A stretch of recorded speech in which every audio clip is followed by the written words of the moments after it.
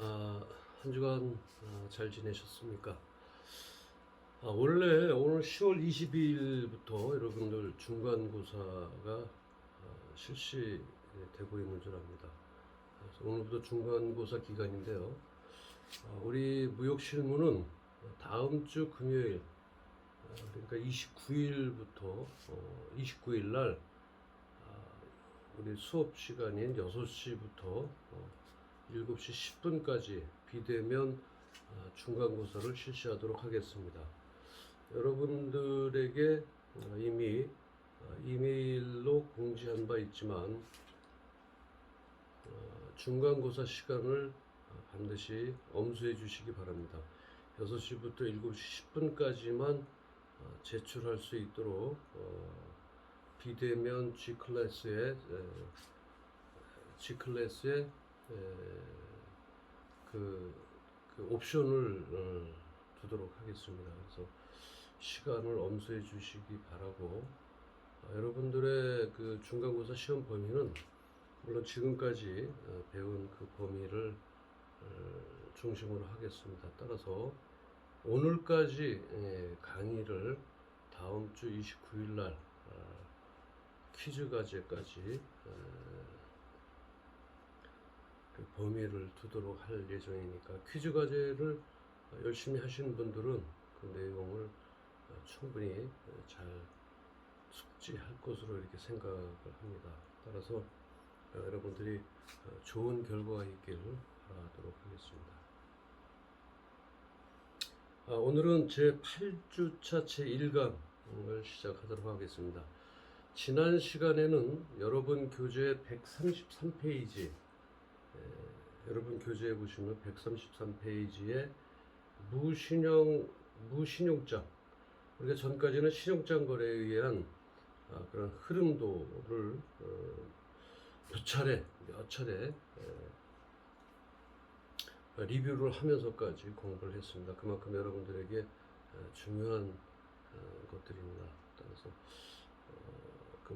신용장 거래에 의한 그 내용을 여러분들이 실무에 쓰여줄 수 있도록 잘 숙지하라고 몇 번 여러분들에게 당부를 드렸습니다.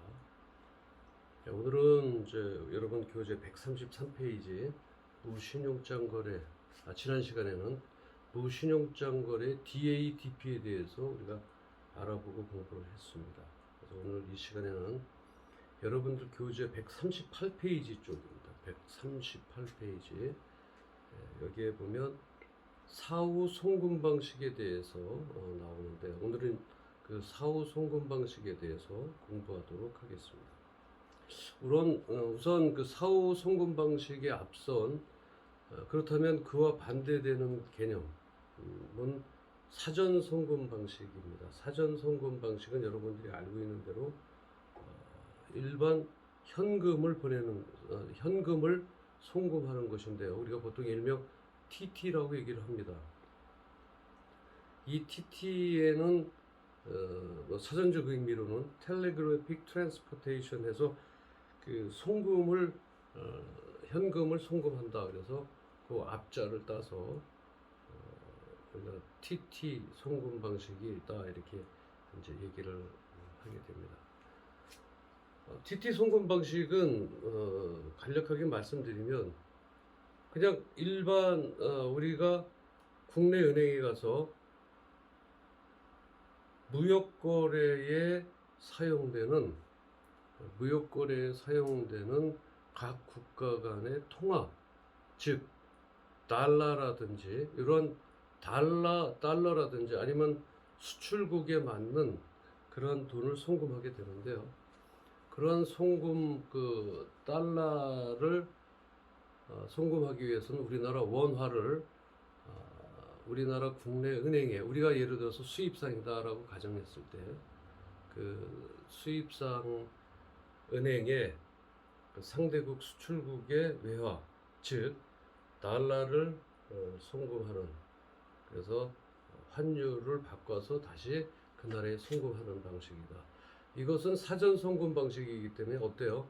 물건을 받지 않는 상태에서 상대국에게 먼저 그 물건 대금을 송금하는 것입니다. 이런 사전 송금 방식은 누구에게 유리할까요?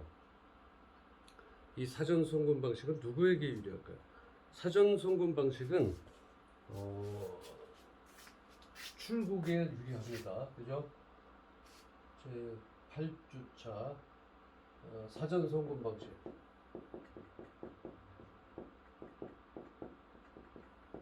이 사전 송금 방식은 누구에게 유리해요? 미리, 그러니까 쉽게 얘기하면 미리 송금하는 거예요.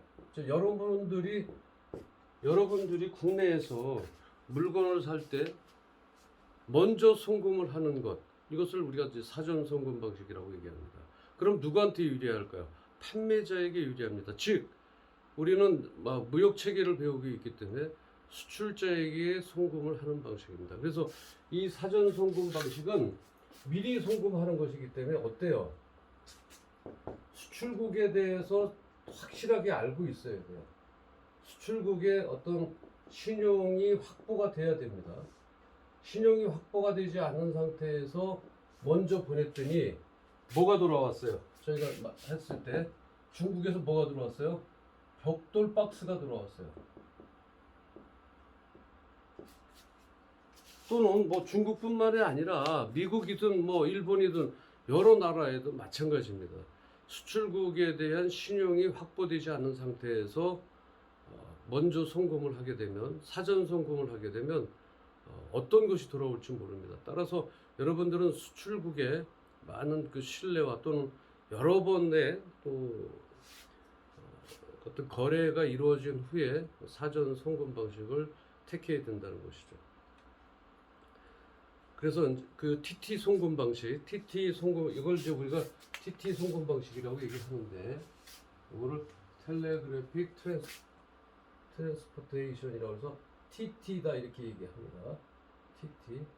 영어는 뭐 텔레그래픽이란 말 쓸 필요는 없습니다.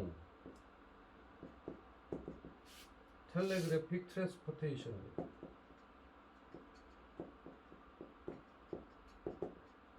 그래서 요 앞자에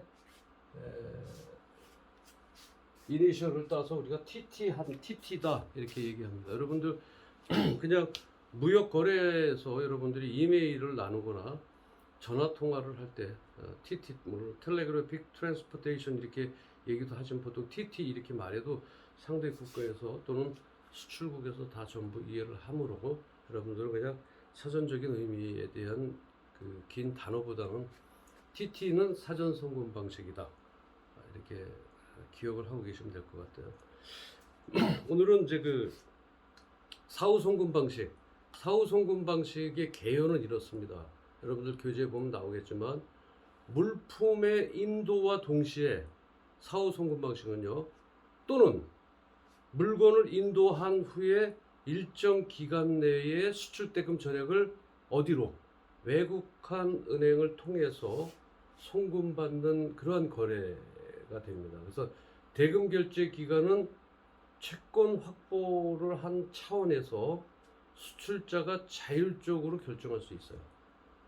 DADP에서도 마찬가지였었어요. 또는 우리가 무역 수입자와 수출자 간의 매매 계약서를 체결할 때 그 채권 확보, 즉 환원의 기간을 같이 정할 수가 있는데, 그때는 수출국에서 자율적으로 결정할 수가 있다. 그렇겠죠.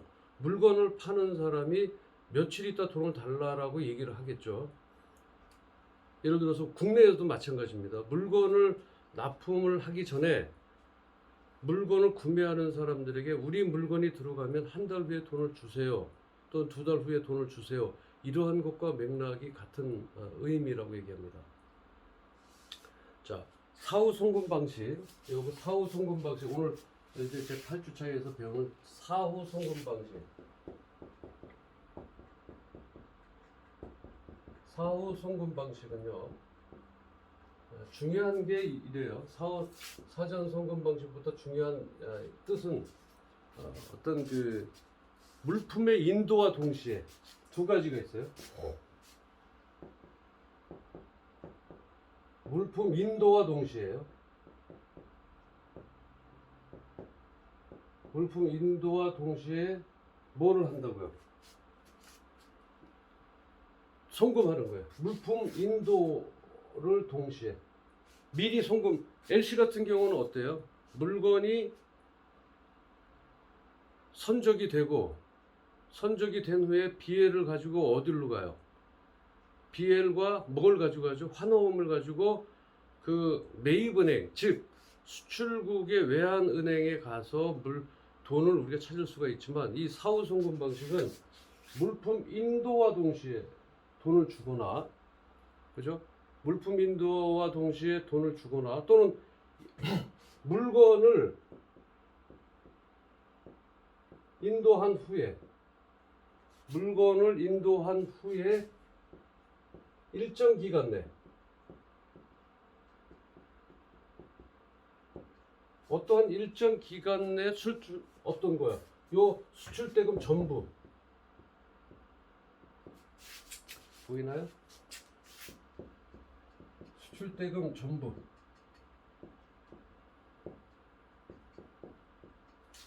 이 수출대금 전부를 그러니까 전액을 외국한 은행을 통해서 송금받는 거래요. 전부를 어디를 통하여? 외국한 은행 송금해요.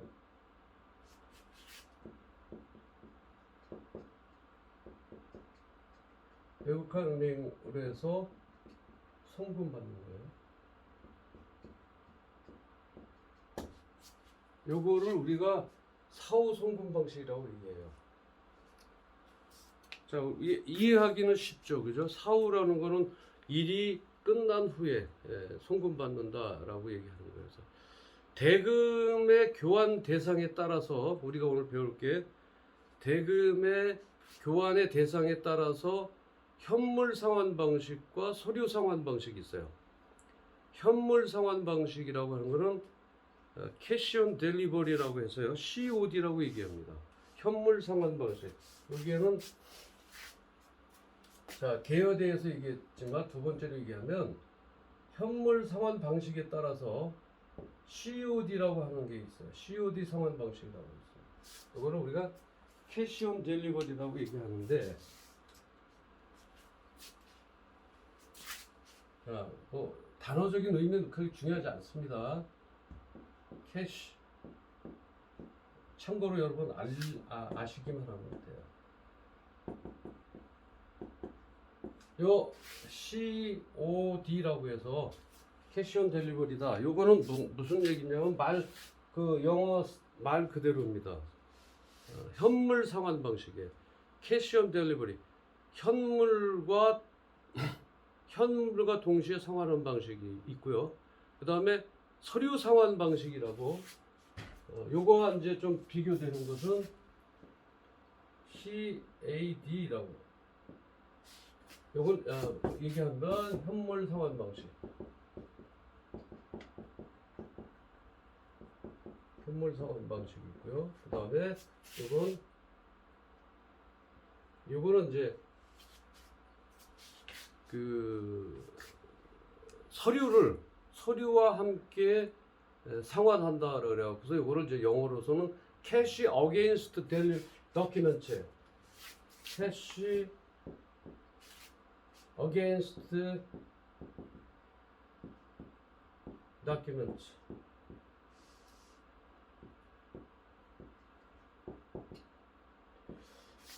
그래서 요 CAD 이렇게 이제 얘기를 하는데, 요거를 우리가 서류 상환 방식이라고 그래요. 이거 다큐멘트라고 하는 거예요. 서류라는 얘기죠. 그래서 서류 상환 방식이다 이렇게 얘기를 합니다.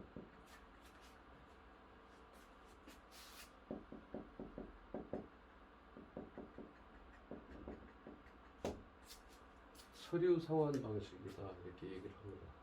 자, 그렇다면 현물 상환 방식과 서류 상환 방식은 어떤 의미가 있는지, 또 어떤 뜻이 있는지 한번 알아보도록 하겠습니다. 현물 상환 방식은 수입자가 소지하는 국가액, 제가 그림을 하나 그려볼까요? 현물 상환 방식은 이런 거예요.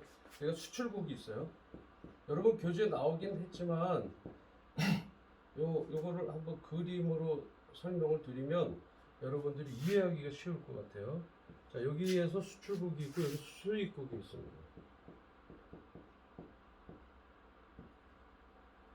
지금 우리가 공부하고 있는 거는요, 물건에 대한 그 대금, 결제 대금을 어떻게 지불해주고 어떻게 받느냐에 대해서 우리가 공부하고 있어요. 신용장 거래, 무신용장 거래 다 뭐예요? 결제금을 어떻게 받을 것이냐, 어떻게 줄 것이냐에 대한 여러 가지 방식을 여러분들이 공부하고 있는 것입니다. 그래서 결제 대금에 대한 것이 무역거래에 있어서 상당히 중요하죠. 무역거래에 있어서 중요할 뿐만 아니라 국내에서도 마찬가지죠. 내 물건을 팔았을 때 어떠한 방식으로 그 결제 금액을 받는 것이냐. 국내는 단순하죠. 며칠 있다 주겠다 그러면 우리가 찾아가서 그 사람들에 대한 신용을 확보하거나 또는 그 사람들에게 그 내 물건에 대한 어떤 그 금액에 대해서 종용할 수가 있고 또는 법으로 호소할 수가 있어요. 물론 뭐 무역거래에도 법을 호소할 수가 있지만 많은 시간과 복잡한 문제들이 많이 있습니다. 따라서 이러한 무역거래의 무신용장 방법에 의한 거래, 신용장에 의한 방법, 신용장 거래의 방법에 의한 거래, 이러한 것들을 배우는 것은 여러분들이 전부 결제, 제품에 대한 결제를 어떻게 받고 어떻게 해결할 것이냐. 그래서 우리가 추심 결제 방법에 의한 거래도 했었고요. 추심이라는 것은 말 그대로 돈을 받아주는 그런 시스템. 그래서 DATP도 어떤 결제 방식에 대한 거래였고요. 지금 오늘 이 시간도 현물 상환 방식이다. 또는 뭐 서류 상환 방식이다. 이런 것들을 배우는 것은 어떻게 매매 거래를 성사시킬 때 현물 상환 방식을 할 것이냐 또는 서류 상환 방식을 할 것이냐 이런 것들을 일일이 여러분들이 알고 있어야 그 사람들하고 대화가 된다는 것이죠. 또 여러분들이 수출상일 수도 있고 수입상일 수도 있어요. 그래서 그 수입상과 수출상에 있어서의 유리한 조건, 불리한 조건들을 여러분들이 알고 있어야 되기 때문에 배우는 것입니다. 그래서 여러분들 그 지금 현재의 것들은 전부 결제를 어떻게 받을 것이냐 줄 것이냐에 대해서 여러분들이 알고 계셔야 된다는 것이죠. 그래서 오늘 이 시간은 사전 방식은 돈을 현금 물건을 사서 사기 전에 돈을 먼저 받겠다는 거예요. 수출상에서. 그럼 사전 방식이에요. TT예요. 텔레그래픽 트랜스포테이션이라고 해서 먼저 돈을 줘야 됩니다. 그러면 내가 물건을 보내주겠다. 그래서 이걸 TT라고 얘기합니다. 사후 송환 방식은 COD, 즉 현물 상환 방식과 CAD, 서류 상환 방식이 있다. 현물 상환 방식은 돈을 어떻게 줄 것이냐. 자, 수입국이 수출국에 물건을 의뢰했어요. 물건 의뢰해서 서로 매매 계약을 하기 전에 COD라고 하는 사후 송금 방식을 택했대. 자, 그러면 COD는 어떤 상환 방식이냐라고 얘기한다면 수출국이에요. 수입국의 지사나 법인이 있어요. 여기에 회사가 있겠죠, 그죠? 누구의? 요 수출국의 예를 들어서 여기가 미국이라고 얘기할 때 이 미국의 LA라고 얘기하겠습니다. LA에 수입국의 우리 경민이라고 얘기하겠습니다. 경민 무역이라고 하는 이 회사에 지사가 있어요. 경민 무역 지사. 미국 지사예요. 경민 미국 지사가 있거나 또는 여기에 법인 회사를 차렸거나 할 때 수출국은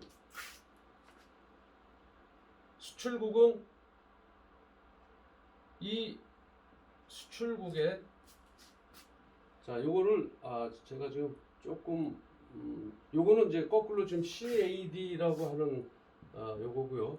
수입국에 다시 죄송합니다. 요 수입국에다가 그러면 이렇게 할까요? 서류 상환 방식을 먼저 설명을 드리겠습니다. 서류 상환 방식. 이 서류 상환 방식 우선 요거 서류 상환 방식도 같이 설명을 하고 요 내용대로 한다. 요 내용을 그 그림을 그려서 설명을 하도록 하겠습니다. 서류 상환 방식은 수출자가 물품을 먼저 선적을 하고 수입자 또는 수출국에 소재하는 수입자의 대리인이나 지사에게 운송 서류를 제시하게 되면 서류와 상환해서 대금을 결제하는 방식이에요. 여러분 교재 140페이지에 나와 있습니다. 교재 139, 140쪽에 보면 서류 상환 방식에 대해서 나와 있는데 다시 한번 설명을 드릴게요. 서류 상환 방식은 수출자가 물품을 선적을 하고 수입자 또는 수출국에 소재하는 수입자의 대리인이나 수입자의 대리인이나 지사에게 운송 서류를 제시하면 서류와 상환해서 대금을 결제한다. 이런 방식을 우리가 서류 상환 방식이다. 그래서 이 뜻이 되죠. 서류 상환 물품을 선적을 했어요. 선적을 하고서 수입자 또는 여러분들에게 이제 수입자에게 수입자 대리인에게 수입자 또는 수출국에 소재하는 지사, 법인 회사에게 운송 서류를 제시하게 되면 서류와 상환해서 물건을 결제를 대금하는 겁니다. 지불하는 거예요. 그러니까 이렇게 되는 거죠. 수출국 이게 이제 그 CAD의 그 설명을 쉽게 나타낸다면 수출국에서 물건을 선적을 하고 수출국 내에 있는 지사나 법인 회사에게 서류를 제시를 하면 여기서 돈을 주는 것입니다. 따라서 여기는 물건을 선적을 하죠. 여기에 물건을 선적을 하고 여기다 선적을 하죠. 이렇게 배에다가 선적을 하고 이 배에다 물건을 선적을 했어요. 그러면 여기에 대한 서류를 수출국에 있는 지사나 법인회사에게 서류를 주면 여기서 어때요? 결제를 어디를 통해서? 은행을 통해서 하겠죠. 중간에 은행을 제가 직접 직접 주는 것은 은행을 통해서 준다는 얘기입니다. 그래서 이렇게 이런 것을 우리가 CAD다. 서류와 상환해서 주는 방식을 얘기한다. 그렇다면 아까 좀 말씀드렸던 수출국 COD 즉 현물 상환 방식은 어떤 것이냐라고 하면 COD라고 하는 거예요. 캐시 온 딜리버리라고 한다면 이렇게 되죠. 여기에 수출국이 있어요. 아까 여기다 LA라고 얘기하게 할게요. 여기다가 수입국이 있어요. 한국입니다. 이게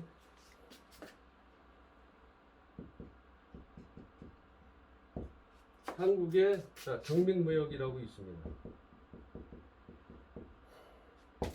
경민무역에서 했는데 여기서 물품을요 이 수출국에 있는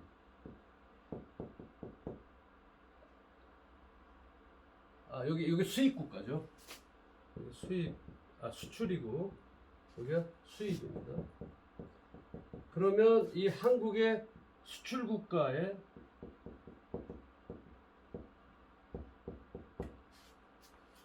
수출국가의 지사